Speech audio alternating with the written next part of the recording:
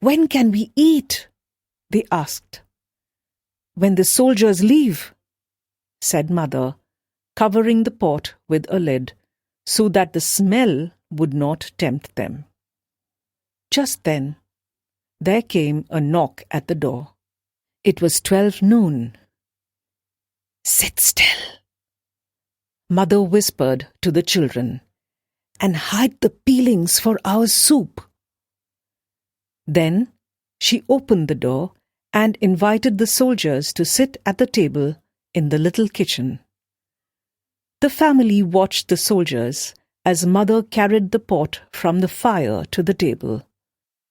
The fair-haired soldier took some rye bread from his pocket and tore off chunks to share with his friend. "What if they don't like it? What will they do?" the family wondered. Mother lifted the lid from the pot. The soldiers both stared in disbelief as she ladled the potato broth into their bowls. "What is this?" cried the soldiers. "We want chips!" The children looked on, worried, as Mother explained. "This is how we cook chips." "These aren't chips!" the dark-haired soldier shouted. "Sit down," the fair-haired soldier interrupted. "I'm hungry. Let's at least try this." And he lifted his spoon, gently blowing so that the steam curled around his hands. The potatoes were hot. What if they are too hot? Grandpa shuddered.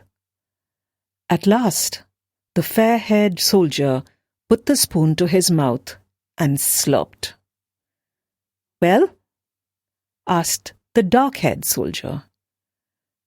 The fair-haired soldier spat the potatoes all over the table.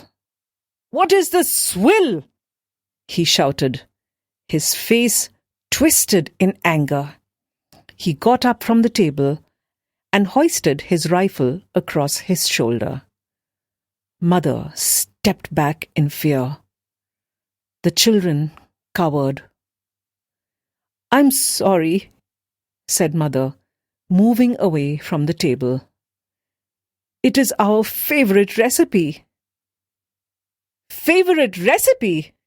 It is swill," he repeated, almost laughing. "Come on," the dark-haired soldier called to his friend. "Let's leave. People here don't even know how to cook chips. Ha!" And with that, they both walked out of the house, laughing to themselves. The children waited, noses pressed to the kitchen window, watching them go. When they were sure the soldiers would not return, they added the potato peels to the pot along with more herbs for extra flavor and cooked it up. They dunked big chunks of the soldiers' rye bread into the steamy stew until their tummies were full. It was the most wonderful stew they had ever tasted.